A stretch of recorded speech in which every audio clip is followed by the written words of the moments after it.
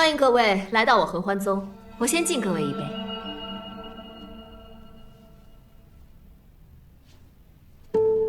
瞧我这记性，我只听交通馆的人说，箜篌仙子是来自云华门的，还不知道是拜在哪位真人的名下呢？我师父是望通真人。那这二位也是云华门的道友了？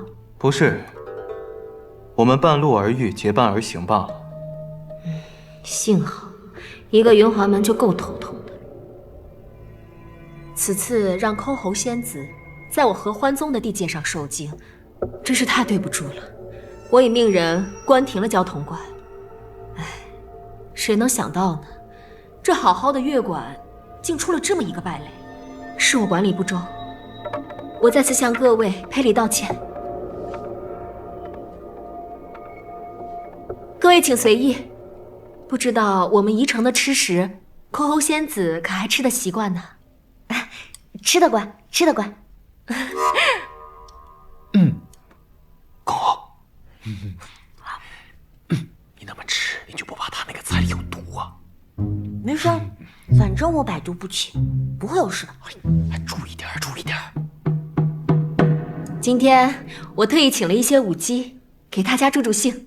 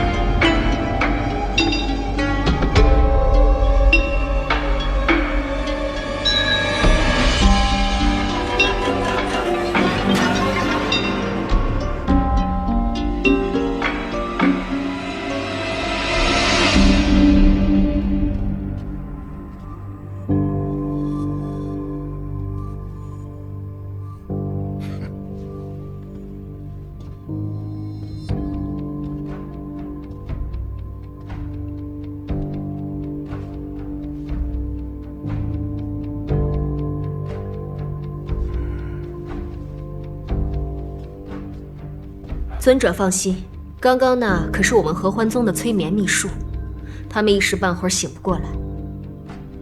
我只要这个女的，其他两个人先关起来，定要好好看守。是。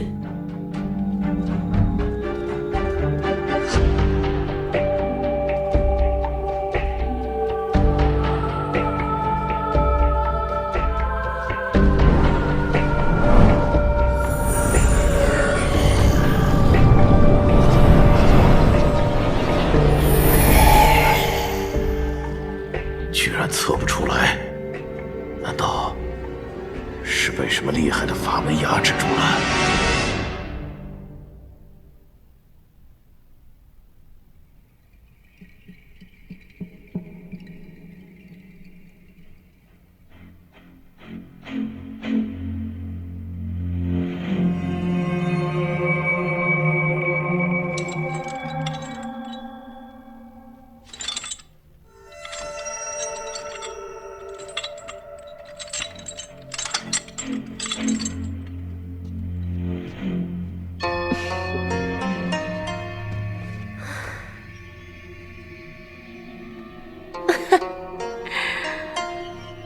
你知不知道，如果不是我，你现在早死那吴碑老头手里。这吴碑是谁？为何要害我？我只记得有舞姬舞蹈，之后怎么就成这样了？小没良心，问题怎么那么多？别管那杂七杂八的了，你只要记住，从现在起，你就是我合欢宗宗主欧阳的小相公了。只要你乖乖听我的，我什么都依。小生蒲柳之子，宗主真的不嫌弃？你也跟我？只是宗主还没回答我的问题，就算要易主跟了你，也得让我知道才行。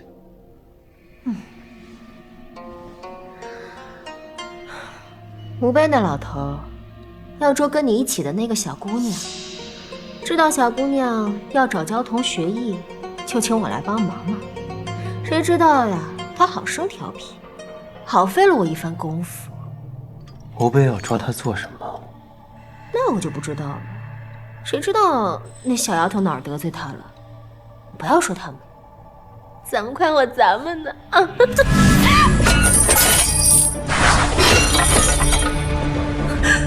你竟然能破开锁链，这可是玄铁所制，又有我合欢宗的特制符咒加持。你究竟是何人？你是众喜真人？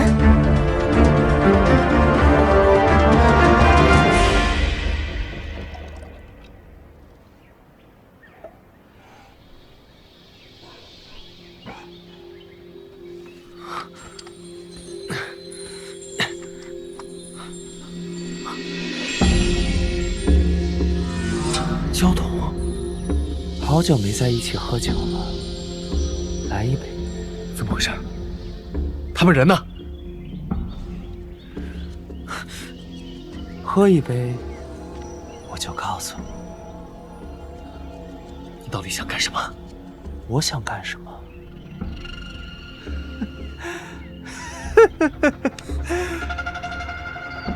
我想干什么？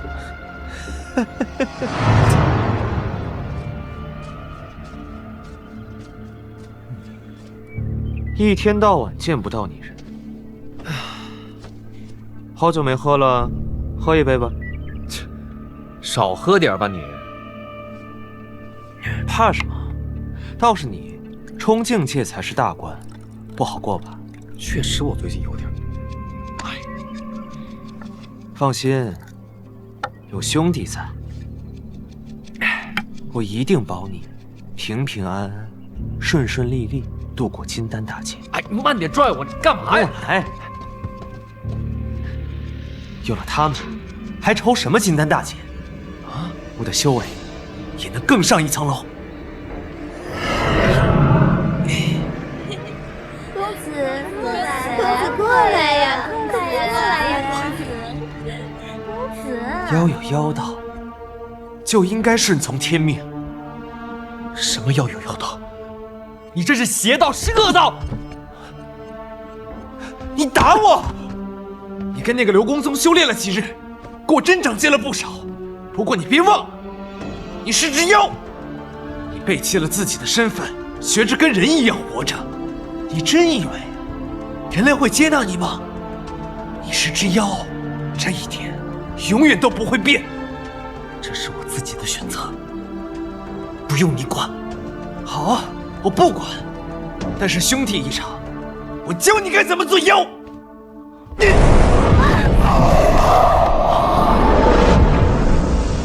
你疯了！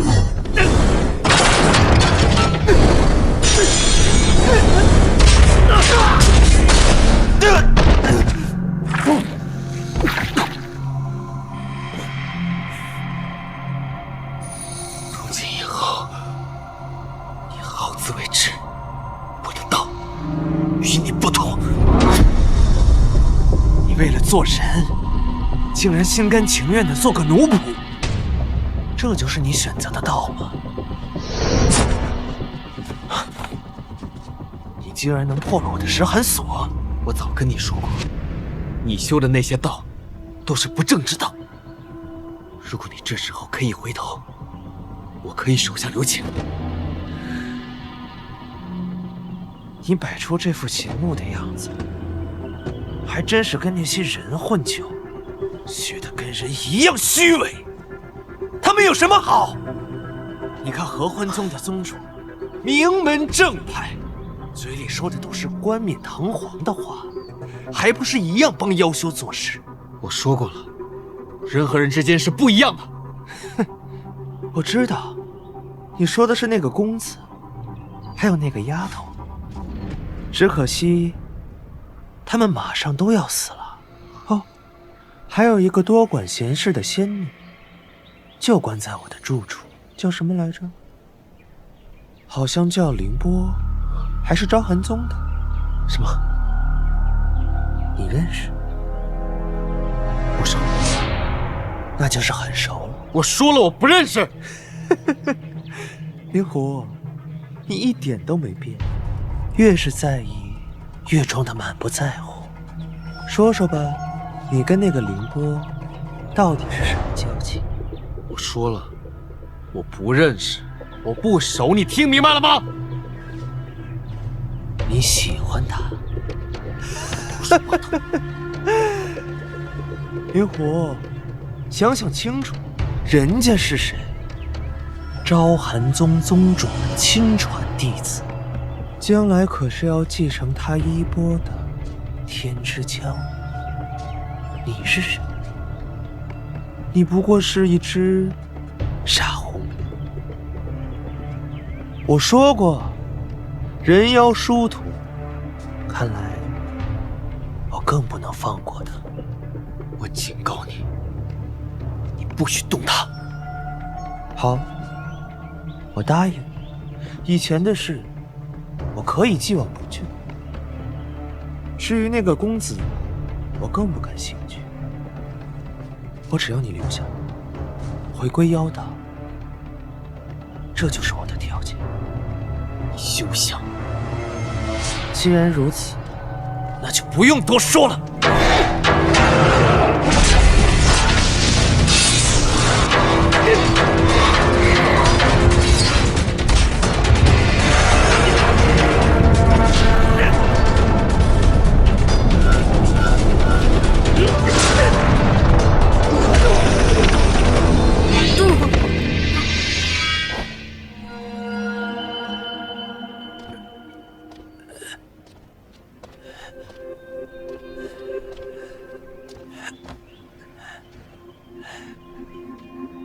半个时辰之后，你将修为3阶，此生再也无法修炼。留我一条性命，你留我一条性命，却让我孤独地活在这世间，那个滋味有多难受，你知道吗？你为何不直接杀了我？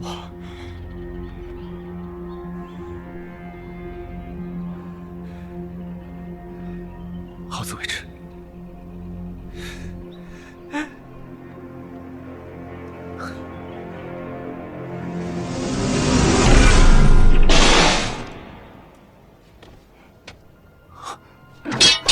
教头，教头，教头，你这是何必呢？我命由我，不由人。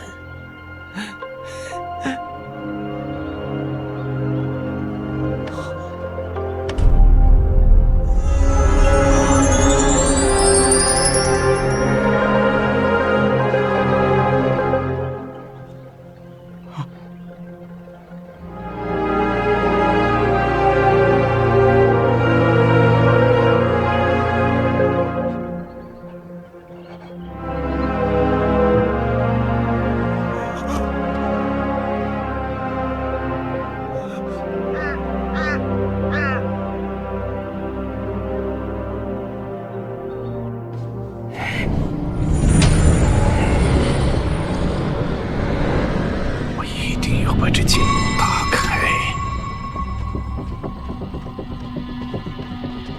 公子，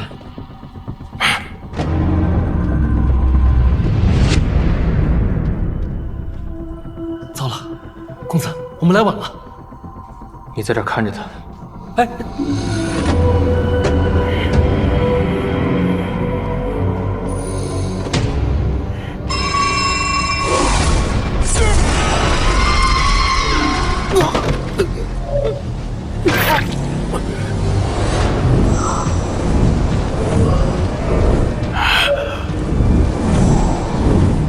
如今他灵根觉醒，硬碰硬绝不是对手。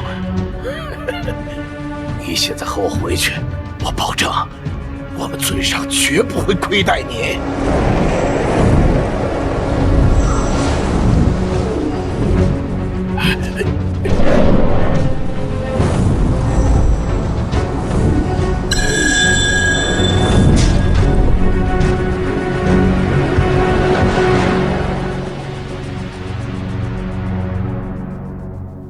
公子，你们没事吧？我已通知宗门，叫人去处理合欢宗那些败类了。你们先去宜城，等我这边处理完就去找你们。那你注意安全，万一有什么危险，一定要传飞旋符给我们。放心吧。多加小心。是。哎，这怎么会有颗蛋呢？欢宗，好奇怪啊，会不会是从树上掉下来的？我还是先把它放进收纳袋，这样子呢，万一孵出小鸟，我还可以照顾它。先上马车吧。好。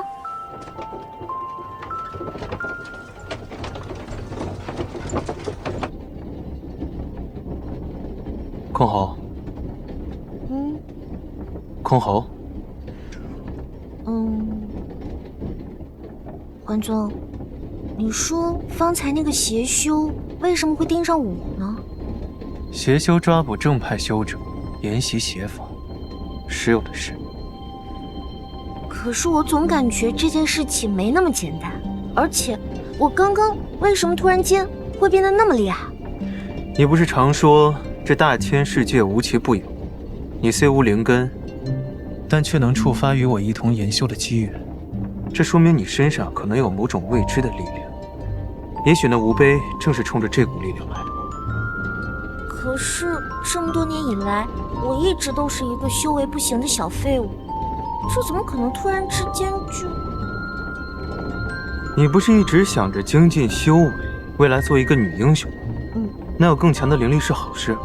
可是我现在没有了呀。那如果那个邪修再来找我的话，我岂不是完蛋了？怕什么？你还有我呢，还有灵狐，还有你师父。也是，你说的对，我还有你，还有大家，我不怕，不怕。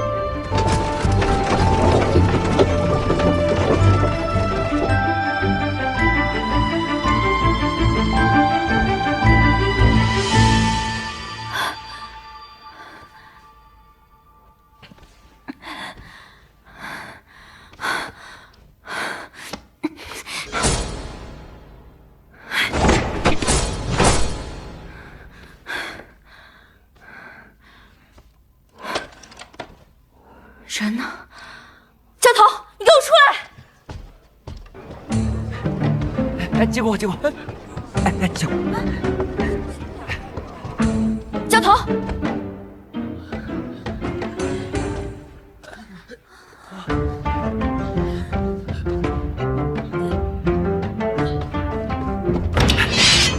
是你？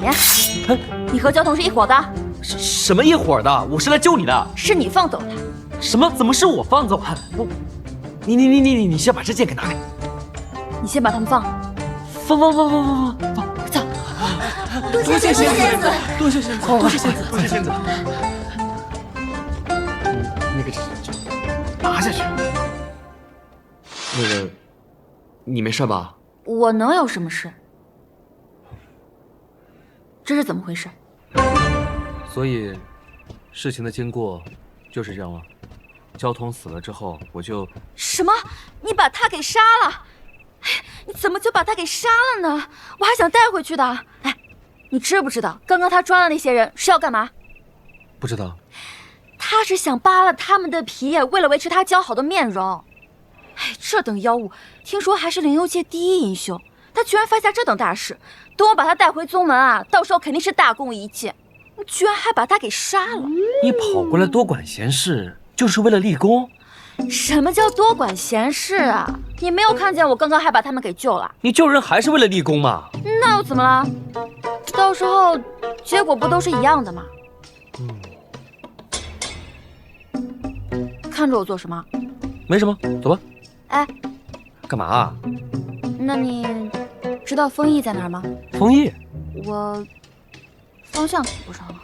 你去丰毅做什么？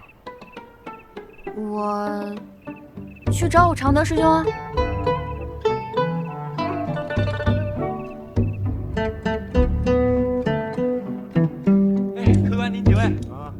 吃那个。眼镜啊，好嘞，我帮你加楼。上请。好。啊，回来了。灵狐，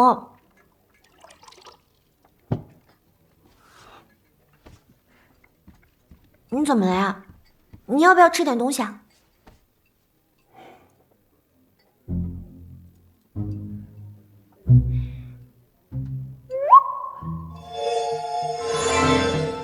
桓宗，感觉灵狐好难过啊，是不是因为交通公子的事？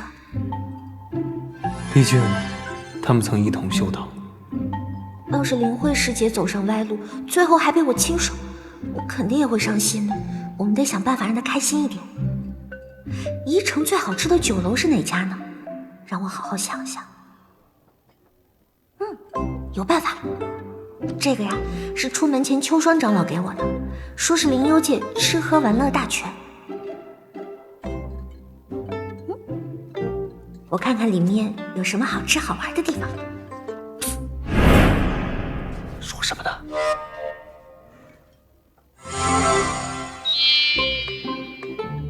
有了有了，桓总，你看，宜城风景倒是不少。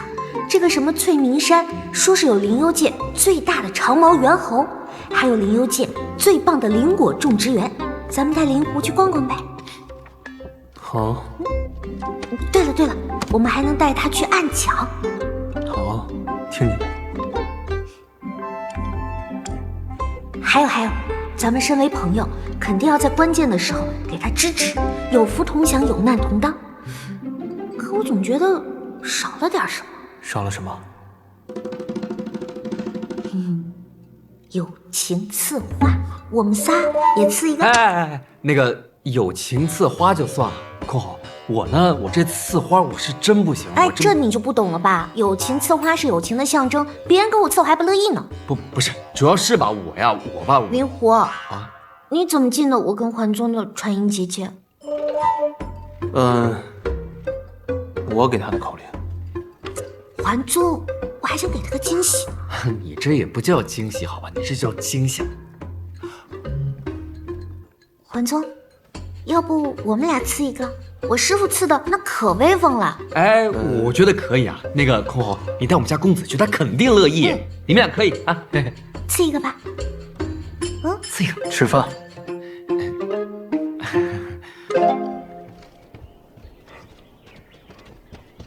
您是空侯姑娘吗？是啊，怎么了？这是给您的包裹。哟，谁给你寄的这么大一个？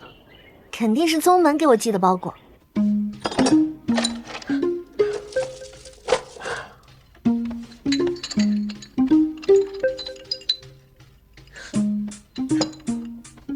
这些都是你师门给你的生辰礼。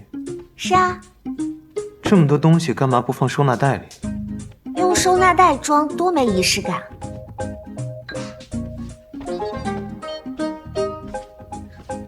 桓总，你看这件衣服好看吗？好看。哎，还有这件衣服好看吗？好看。那你看这个特不特别？特别。敷衍。那我得怎么说呀？难看，不特别。我师姐果然说的没错，你们男人啊，真是不会说话。好徒儿，生辰快乐！师傅压箱底的宝贝都给你了，在外一定要注意安全，少贪嘴，免得吃坏了肚子。哎呦我也，人家不说了，没事玩去了。可千万别跟师傅一样。桓总，你可真厉害，说的跟我师傅一模一样。难得你生辰，我也想。你也想什么呀？难得你生辰，我也想跟灵狐一起送你礼物。想要什么？那我想……你说你费这么大劲，你要真想吃糖糕，我让灵狐去买就行了。那怎么能一样呢？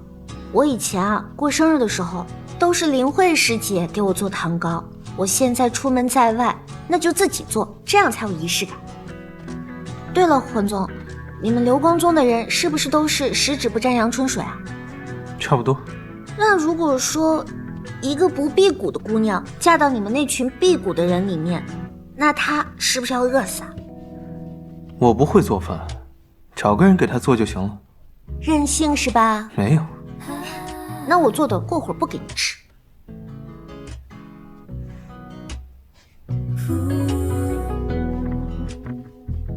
空华啊，你脸上沾了面粉，把头抬起来，我给你擦一擦。哦。头发给你捋一下啊。这儿怎么沾这么多啊？怎么办？怎么那么不小心啊？这儿还不少。好了吗？好了吗？没了，快了，快了。好了。好了，谢谢你，环总。不客气。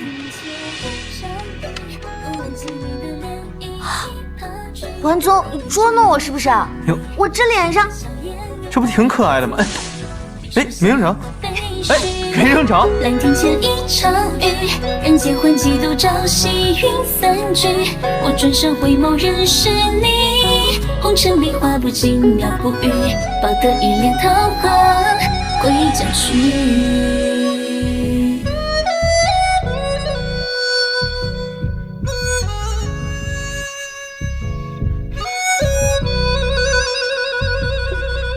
当当，等一下。怎么了？先许个愿。对。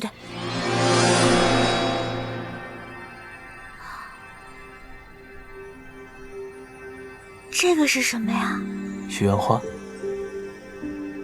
哇，这么漂亮！那对着它许愿的话，愿望一定会实现的。谢谢你，环总。愿我的师傅健康长寿，愿我的师兄师姐武艺精进，愿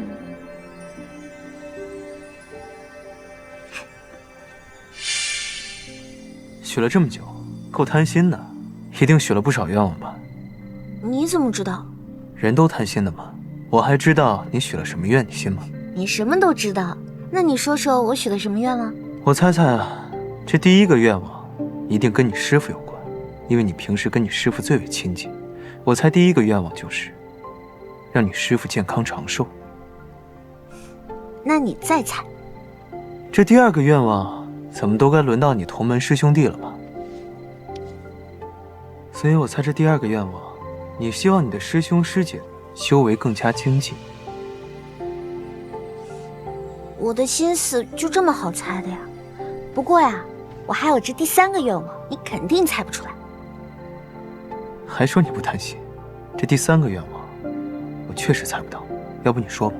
这第三个愿望呢，就是我不告诉你。来，环总，让你做这第一个吃我亲手做的糖糕的人。我辟谷。我知道你辟谷的嘛，不过今天可是我的生辰，你就给个面子，吃一口，就一口。你吃吧。好吧，那我呀就自己吃，全部都自己吃的，一点都不给你留。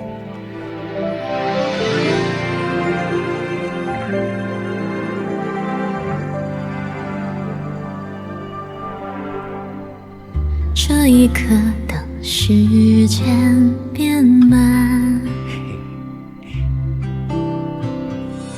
一瞬间就哭深蓝，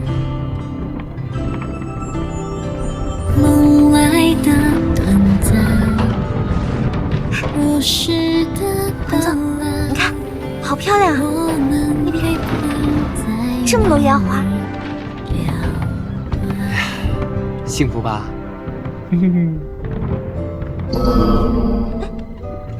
这什么东西在动啊？你的收纳袋吧？对啊。坏了，不会是我放在里面的吃食又坏掉长虫了吧？又？啊，你不要在意这些细节嘛。我看看。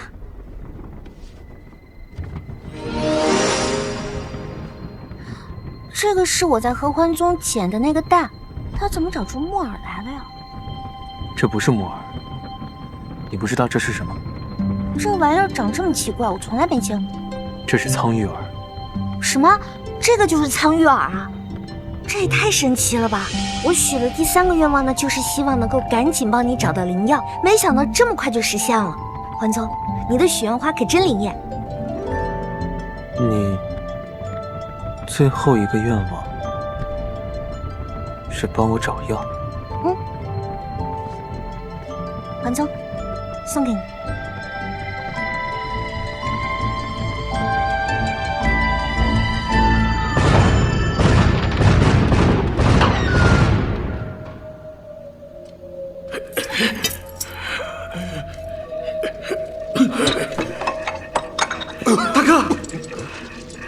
大哥，你怎么了？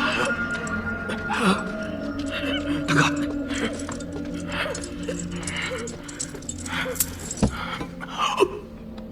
出什么事了，大哥？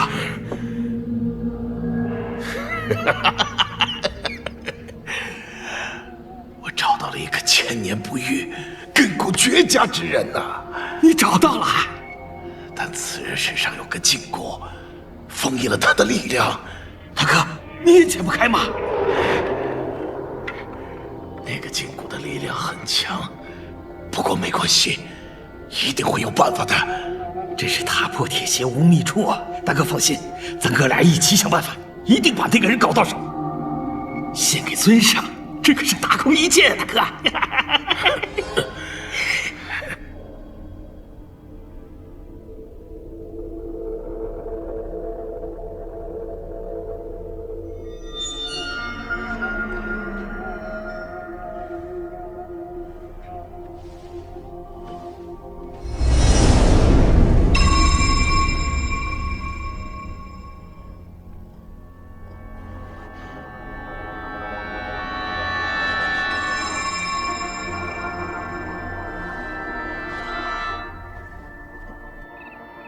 哎，公子，我就纳闷了，你就说这个箜篌吧，哎，他为什么总能在关键时候要什么有什么呀？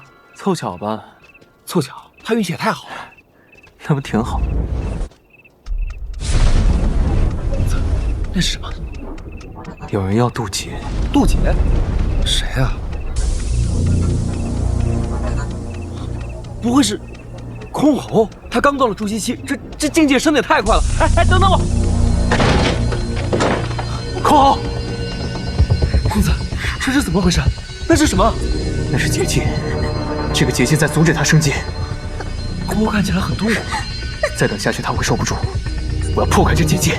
不是，结界破了，天雷他们扛不住的。我扛。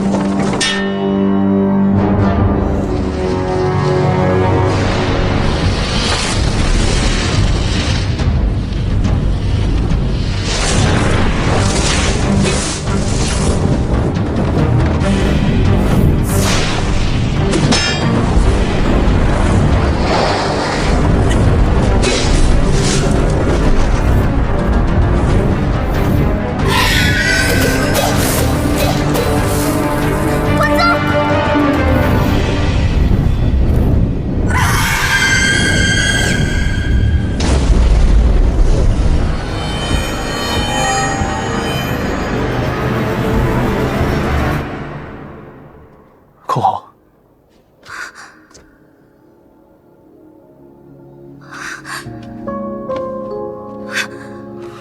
我就他吓死我了，吓死我了！我还以为还好，那个凤凰图腾到底是怎么回事？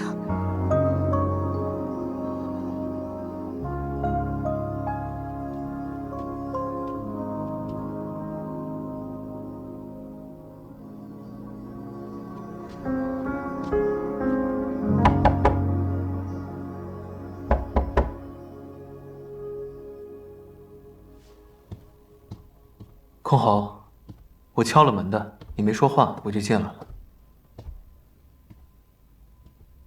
还在想刚才的事吗？灵狐他怎么样了？他没事了，休息会儿就好。你怎么样？我没事。你说那个凤凰图腾，它到底是怎么回事？我跟灵狐听到动静，就过去找你，结果发现你身上有一道凤凰图腾设下的结界，阻止你升阶。什么？他后来变成凤凰攻击我。可是这凤凰图腾，它到底为什么要阻止我升境界渡劫呢？我想，应该是不希望你的潜在力量被激发，从而被有心之人窥探吧。你的意思是，他其实是在保护我？你记不记得刚才你挡在我身前的时候，他停下了？那他到底是从哪里来的呢？我也不清楚，但是我听说过，这能承载龙凤之印之人，身上一定存着超越常人的力量。你说我该不会就像画本里写的那样，天生凤命吧？所以我才拿得了凤首空侯。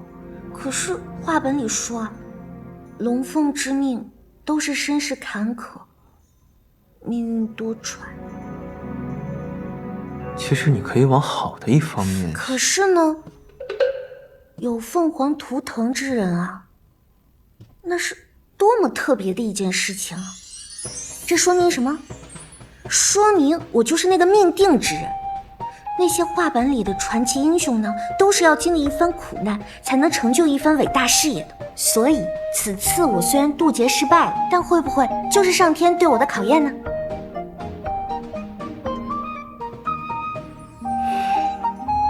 黄宗，你笑什么呀？我是认真的。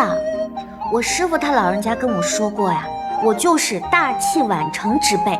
以前呢，我还总觉得他是在哄着我玩的，没想到是真的。你这么一说，这望通大师真有眼光。那是。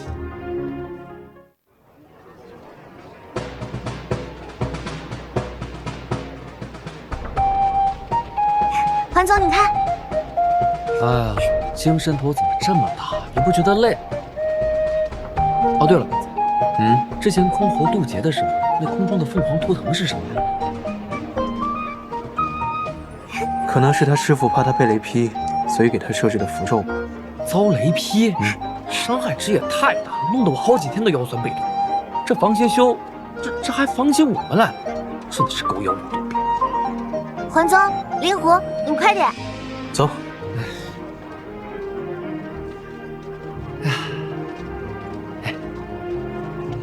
这就是我们流光宗在丰邑的分部。关于寻云芝的下落，就是他们传讯过来的。哎，老祖，弟子见过老祖。见过灵狐师兄。哎，这位想必是老祖新收的高徒吧？我怎么能成桓宗的徒弟呢？我们俩呀是好朋友。见过空侯老祖。我也成老祖了。来，这个给你们。谢空侯老祖。好好努力。桓宗，快走啊！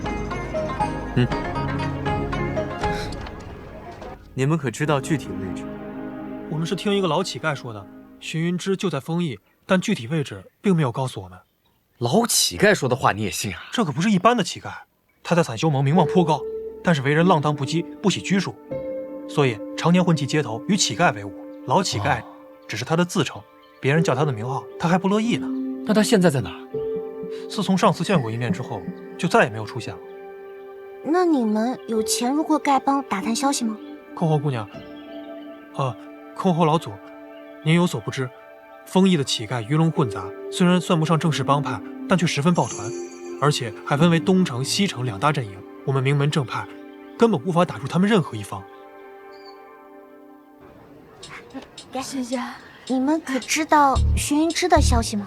不知道。这没事干什么呀？就问问你们，别跑，就问这几个事儿，别跑啊！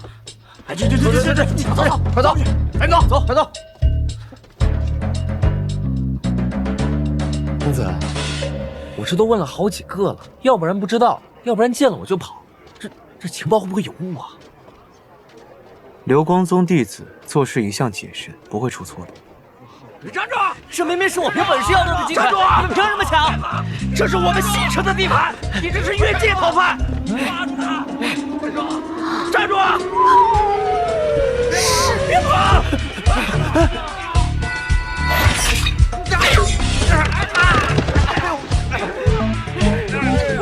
你个小兔崽子，追！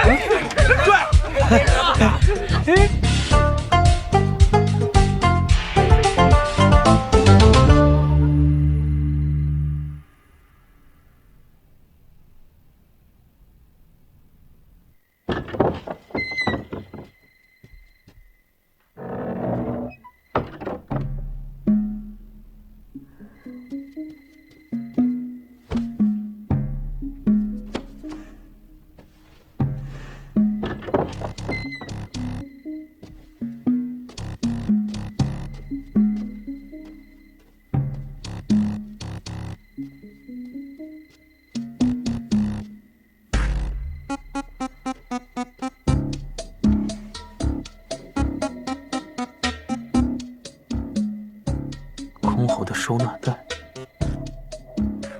这么重要的东西怎么落这儿？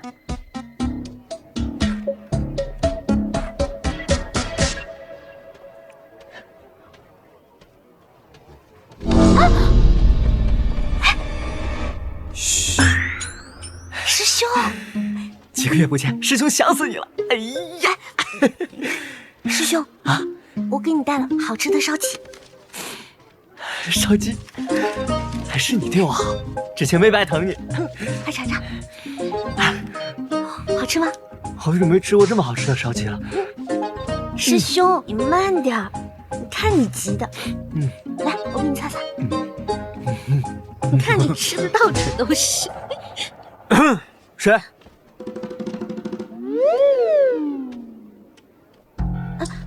桓宗，你怎么来了？我还想问你呢，这三更半夜的，你在这干嘛？怎么来跟一个叫花子见面？你说谁是叫花子？我是他师兄。你就是那个什么公子，我早觉得你有问题，没想到还盯着我师妹。不是，师兄，你误会了。等我回去跟你们好好解释清楚。师兄，我一会儿找地方让你好好梳洗梳洗。我的房间到了。好了，我们到了，你回去吧。我跟师妹还有事要商议。我跟他也有事要商议。哎，我说师兄，你就让他进来吧。况且这是人家流光宗的地盘。好了，都跟我进来吧。走。在你前屋找到的，收好。原来是被你捡到的，难怪我刚才怎么找都找不到。以后小心点，别乱丢东西啊！是，今天啊是我太粗心大意了，谢谢你，文宗。怎么回事？我家师妹，一个外人，指手画脚干什么？还有你，一个姑娘家跟一个陌生男人这么亲密，成何体统？师兄，桓宗他可不是陌生人，他是自己人。桓宗，这是谭风，是我师兄。师兄好。谁是你师兄？师兄，桓宗又没有恶意。那是你傻，你都不知道这家伙对你动了什么心思。你还没下山的时候，他就给你发飞讯符，明明知道你。所以说，桓宗给我发的飞讯符是师兄你给藏起来了？不是我，是师傅。师傅担心你被他骗，把飞讯符藏起来了。可是这家伙贼心不死，还派人去。我跟师傅好不容易把那人赶走，没想到现在死皮赖脸盯着你。桓宗，原来那时候你还派人下山来找过我。是啊。桓宗，你真好。师妹，你别被他骗了。师兄，你知不知道，这一路上要不是有桓宗一直保护我，你都可能见不到我啦。师兄，师兄，你再这样，我不理你了。我是为你好。我知道啦。对了，师兄，你怎么会在这里啊？说起来，那还是要看你传回去的飞讯符。他们觉得这元吉门和之前秋城爆体而亡的灰衣修者有关系，那宗门自然是要派人追查。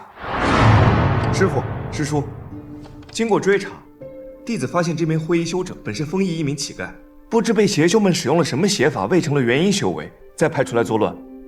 既是这样，那还得你辛苦一趟，到丰邑调查灰衣修者的底细。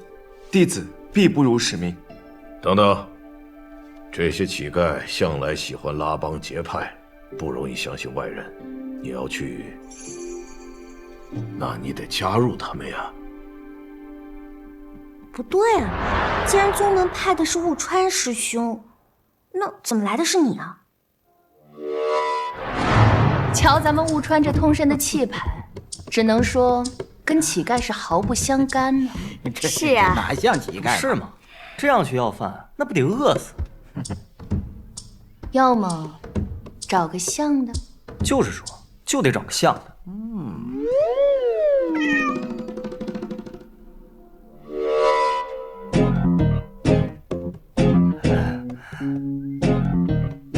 我师傅和师叔啊，他们的眼光真是太犀利了。扮乞丐，舍你其谁啊？你都不知道，我刚刚看到你这副样子的时候，我还以为你真的落难当乞丐了。师兄这是专业的，叫斥候。哦，小丫头片子几天不见，该取笑我了。你，师兄，你给我站住！我不敢了。哎，你别，师兄，我不敢。你给我站住！环宗，你救我！哎，你给我站住！环宗，师兄，我们还有任务在身，坐下来商讨一下。师兄啊，你真是太伟大了！我们要赶紧想想办法，看看怎么样才能让你摆脱这个乞丐的形象。办法呢，倒是有一个，可就是一个人不太好实施。来，师妹看看，这个叫追踪符，只要神不知鬼不觉的贴到那些乞丐的身上，咱们呀就能顺藤摸瓜找到幕后主使。师兄真是有办法，师兄真是太聪明了。那是自然，英明神武这个词儿啊，说的就是你师兄我啦。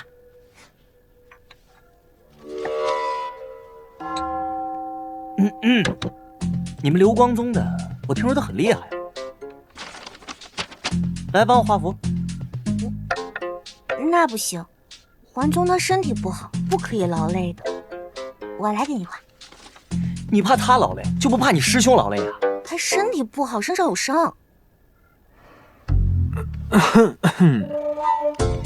你看，你看，大晚上出来肯定要着凉了吧？我先扶你回去。走。哎，灵狐，你去帮他画符。你哎呀，师兄，我给你画来。哎呀，不太舒服。哎呀，你的伤势是不是又加重了？你今晚真不应该跟我出来。没事，不用担心。哎呀，哎，那你快休息吧。哎，对了，你师兄睡哪儿？师兄，他可以跟我睡啊。什么？就睡在我门口啊。我小的时候，我一个人睡害怕，师兄经常守在我的门口。现在出门在外的，师兄肯定也会担心我，所以呢，他肯定也要睡在我门口嘛。哎呦，那你都这么大了，再让师兄睡门口不太合适。也是啊，那要不让师兄跟灵狐睡吧？这可以。那你早点睡觉，我去陪师兄画符去。哎，等等，这你们宗门有没有那种可以治失眠的符？这个还真没有，你怎么了呀？我不知道为什么，感觉头点晕，但是没什么困。哦，我有办法。我小的时候啊，也经常睡不着觉。那个时候呢，师兄就会给我讲故事。要不我也给你讲个故事吧？哎呦，不太好吧？你这么辛苦，也就几个时辰的事，没事没事。那不行，你要睡不着觉，那也太痛苦了。这样吧，我给你讲一个简短的故事。行。从前啊，我说你怎么不画呀？我又不是来画这个。那你是来干嘛的？监督你啊。监督我啊？你知不知道坐在你面前的是灵幽界数一数二的伪装高手？你监督我，真是大言不惭。是。你是不是不信？我告诉你，前些日子伪装成乞丐的还有一个人，他就是灵幽界大名鼎鼎昭寒宗首席大弟子常德。常德？昭寒宗的常德。对，常德。他这2年呢，那算是风头正劲，谁人不知啊？可那又有什么用？他还是被那些乞丐发现，卷到铺盖里，一人一脚踢了出去。而我呢，混了进去。要不是你们来啊，马上都要混成小头目了。常德也来这儿，那凌波是不是？哎，你有没有看到他师妹凌波啊？没有。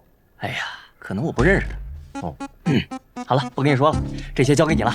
我呢，去找我师妹了。哎，别！哎呀，师兄，你是高手，这个东西我又不会，你不得教教我呀？我都累成这样了，我还画呀？再说，我还有更重要的事情，我要去找桓宗那个臭小子。哎，师兄，我们家公子身体刚好，现在还在休息，肯定睡下了。你是灵幽界数一数二的高手，我好不容易跟你在一块，有这个学习的机会，你不得让我好好学习一下？哎，瞻仰你的风采。懂事。来，我给你示范一下。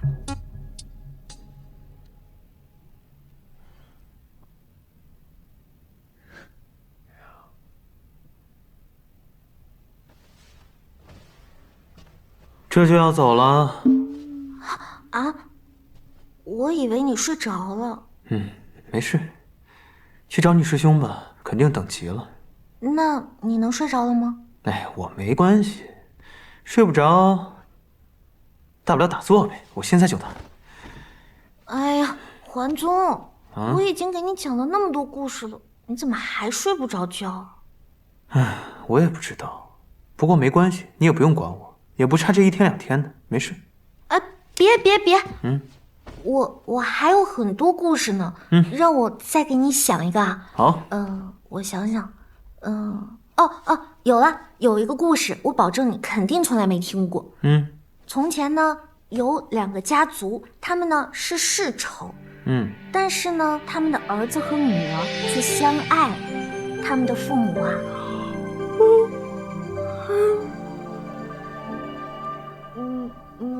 这一刻，当时间变慢，一瞬间就海枯石烂，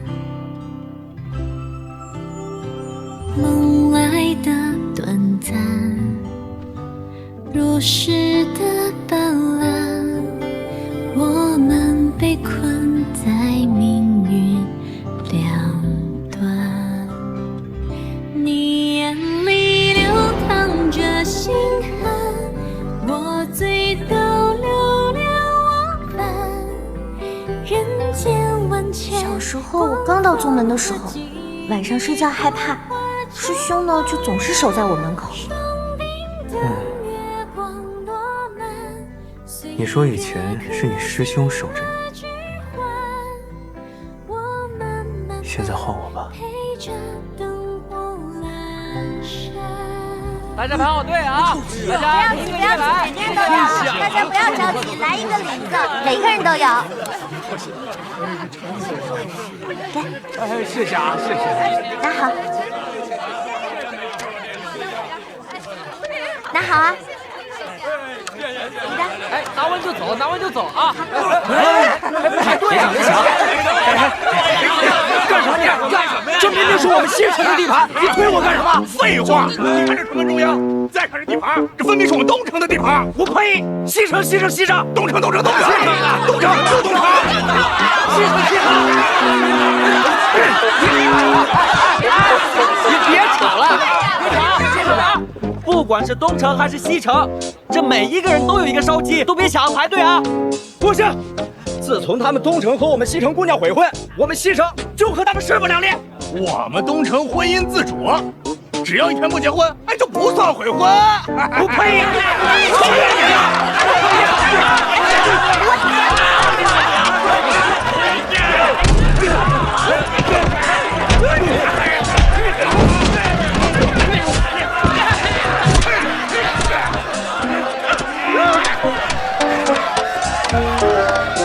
烧鸡还没发完呢，关总，我们怎么办？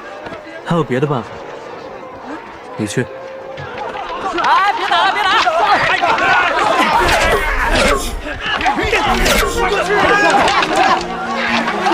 这灵狐倒也可以。灵狐还真有两下子。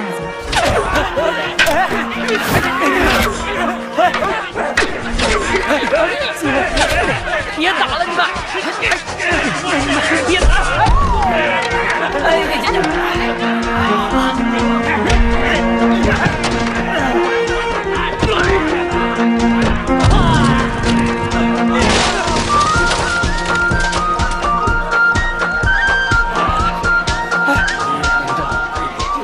再这样下去，这只会更乱。我先制止他们。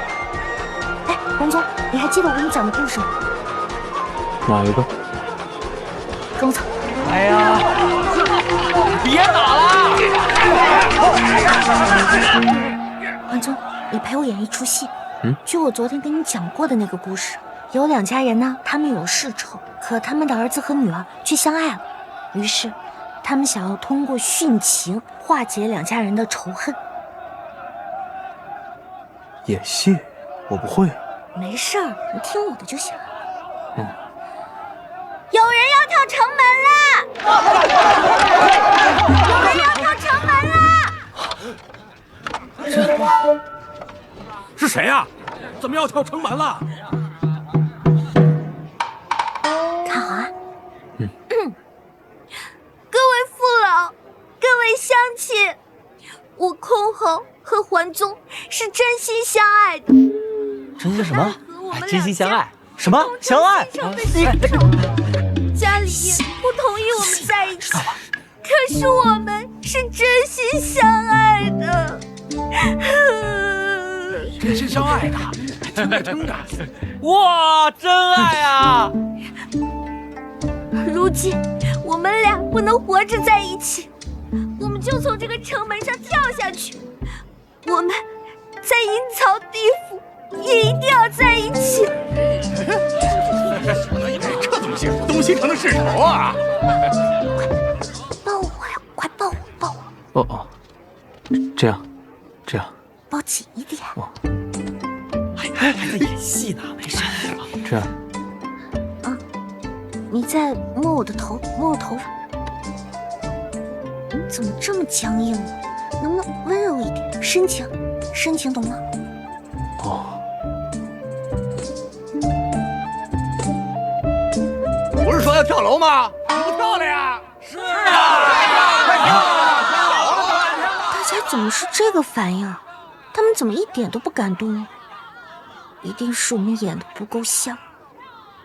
各位父老，各位乡亲，我箜篌和桓宗是真心相爱的，我们只有一个想法，那就是成亲。成亲，这演戏呢？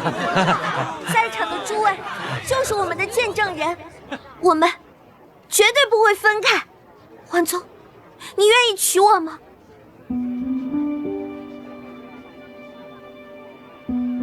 你愿意吗？愿意。诸位，他同意跟我成亲了，他同意跟我成亲了。师妹这是让我配合他们，可他们这是啊，不能啊！我们不能把仇恨延续下去，不能让有情人因此而死。我们东城西城的乞丐，仇恨不能再延续下去。不能啊！要是今天有人因此而死，我们还算是个人吗？是啊，不能这样！总不能真看着有情人在眼前跳楼吧？哎呀！这个女的，我刚才好像见过。哎，对，我也见过，我也见过。他们不是在骗人吗？桓宗，怎么办？现在大家好像又不相信我们了。那你没办法了。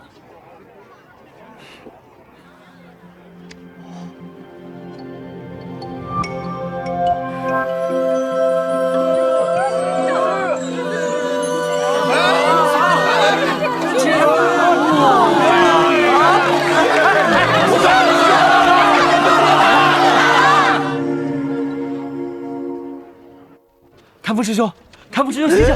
哎呀，醒了，你干嘛？哎，什么我干？哎呦，烤鸡呀！哎，干嘛呀？拉我起来！快！哎呦，真香！哎，好久没吃了。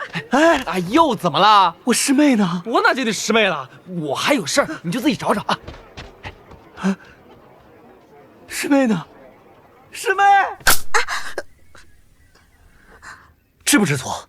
师兄，我跟桓宗真的只是很好的朋友，不是你想的那种关系。好朋友就可以随便亲亲抱抱？你不懂事就算了，他还不懂得拒绝。师兄跟你说过了，他不是好人。师妹，听师兄一句劝，离这个流光宗的人远一点，行不行？这事跟桓宗没关系，是我逼他演的。师兄，你可千万不要怪罪他。你到现在还在替他讲话，我看你中毒不浅，今日我就打醒你。桓宗，师兄啊，今日责任主要在我，跟空侯没关系。我们云华门的家事，还轮不到你个外人来管。放开！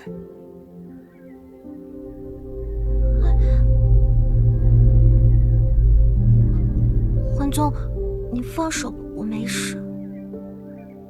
那就得罪了。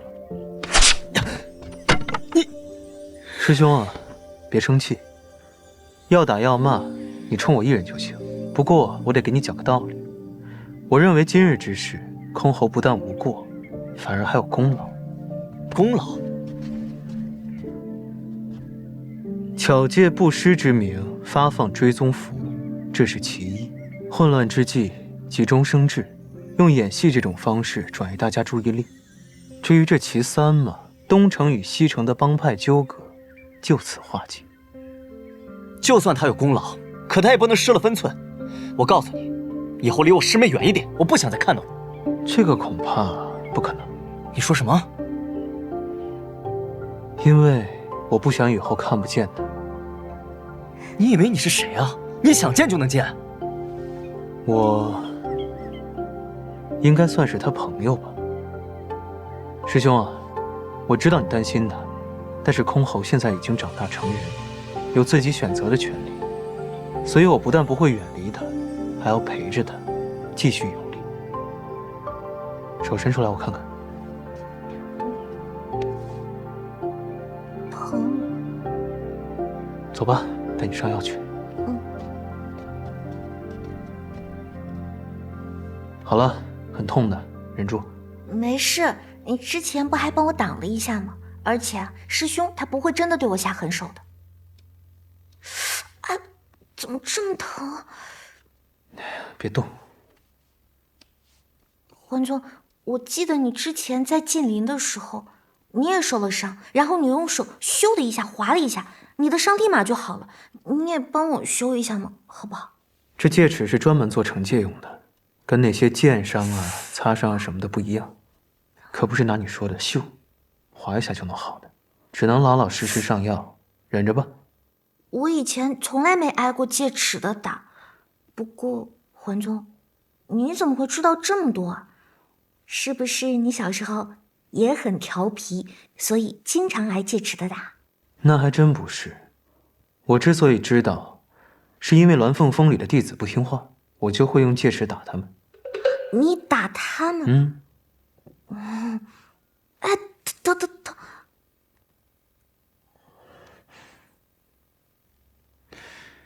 那你要实在疼的不行，抓着我，用力点，没关系啊。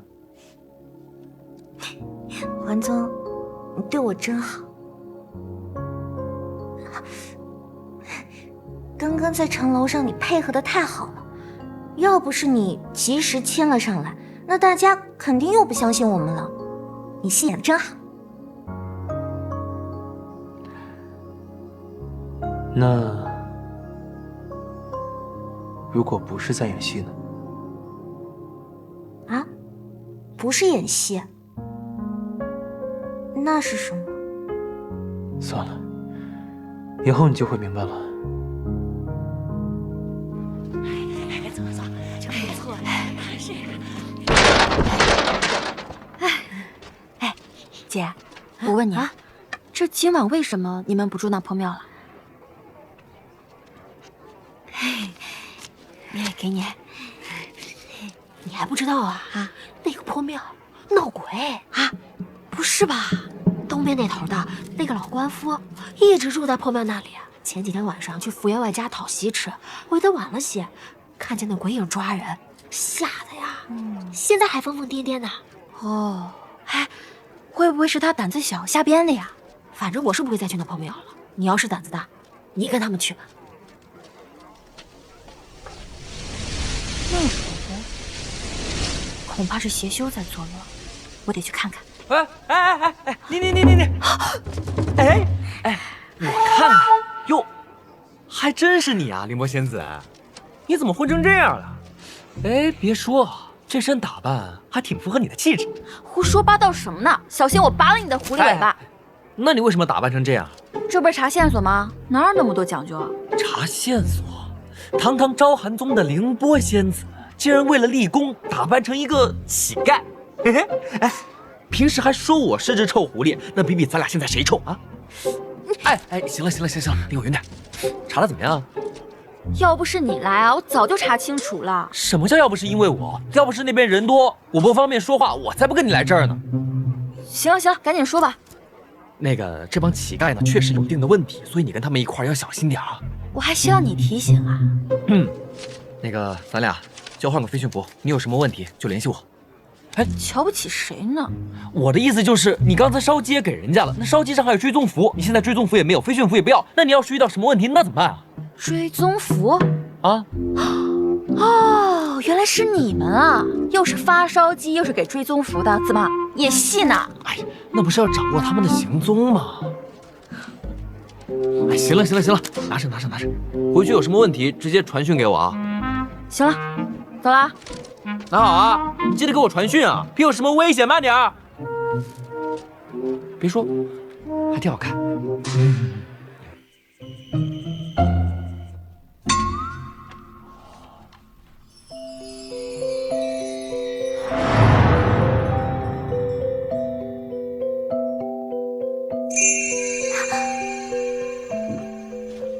说了是演戏，演戏。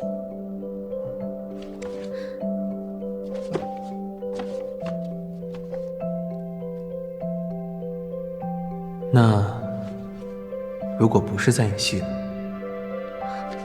不是演戏，那是什么呀？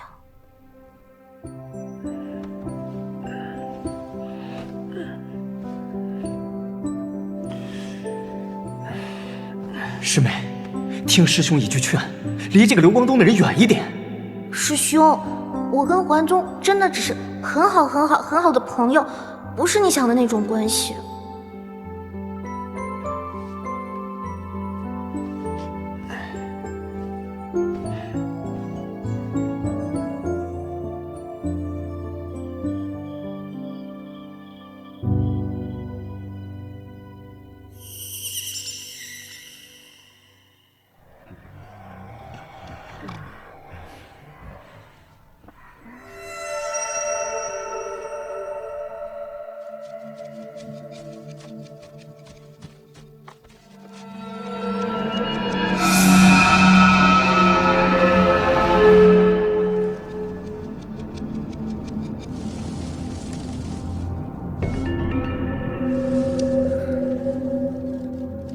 出去这么久还没有回来，该不会出什么事了吧？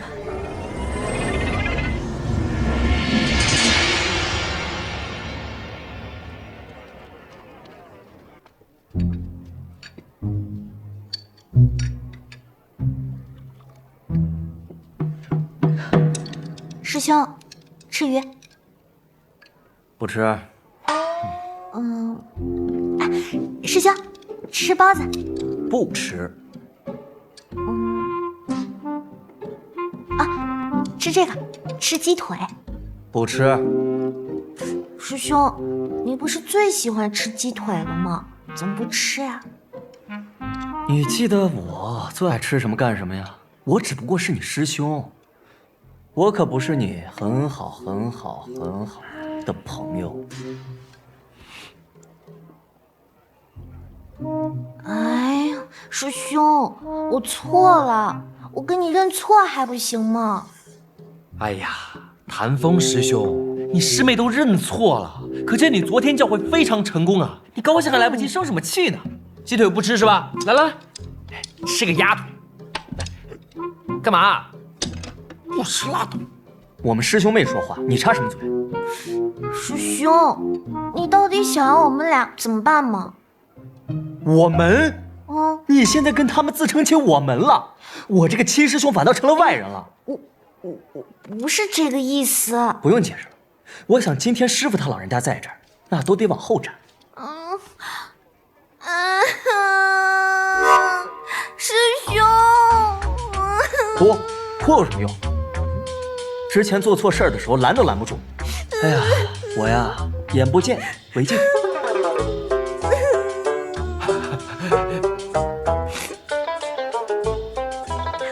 师兄，对不起，我以后再也不烦你了。哎，你去哪儿啊？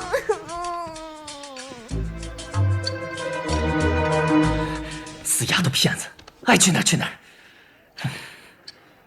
你说，这空侯人生地不熟的，万一遇到危险怎么办？他跟他师兄情比金坚，但如今在我看来，也只是爱之深，责之切了吧。哎呀，我也没心情吃了。哎呀，这丰毅最近好像闹什么邪修，这可不行，得去看看。邪修。公子，哎呀，这戏不错呀！这山下的世界果真是个大染缸啊，到底让你给学坏了。师妹，空侯，公子，空侯啊！你说这空侯姑娘至少也是个小姑娘，这小姑娘心思细，细就容易多想，这一多想啊，就容易走向极端。这万一碰见个什么邪修，那可怎么办呢？你说？那怎么办？你这嘴里能不能说点好话？什么危险，什么邪修？我是他师兄，我知道这丫头机灵得很啊。哎，没关系，师兄你也不用担心，我们俩在，空侯不会有事。对，赶紧找，找不着跟你们没完，跟你们没完。找呗。空侯，这是跑哪去了？不会真出什么事了吧？